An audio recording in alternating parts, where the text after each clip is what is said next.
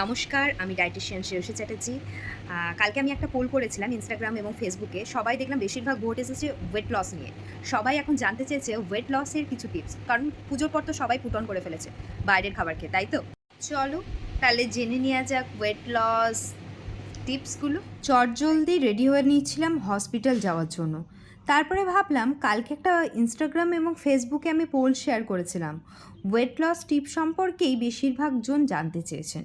পুজোর পর ওয়েট পুটনের সমস্যা বেশিরভাগ জনেরই লেগে থাকে।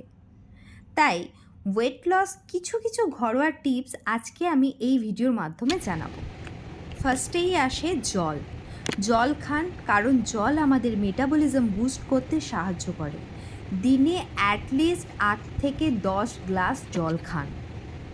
প্রোটিন জাতীয় খাদ্য রাখুন আপনার প্রত্যেক দিনের খাদ্য তালিকায়, যেমন ডিম, মাছ, চিকেন, ডাল, টক দই ইত্যাদি। এবং প্রোটিন জাতীয় খাবার আপনার একটুতেই পেট ভরিয়ে দেবে আর অতিরিক্ত খিদেও পাবে না। দিনে 3 বার খাবার না খেয়ে 5 থেকে 6 বার ভাগে ভাগে অল্প অল্প খাবার খান।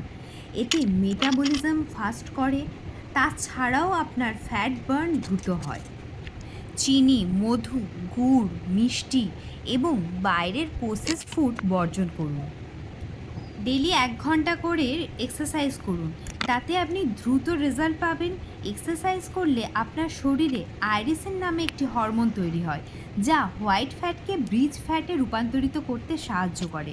এই ফ্যাটটি শক্তি জমিয়ে রাখে না, ক্যালোরি বার্ন করতে সাহায্য করে, তাই ওজনও কমবে তাড়াতাড়ি।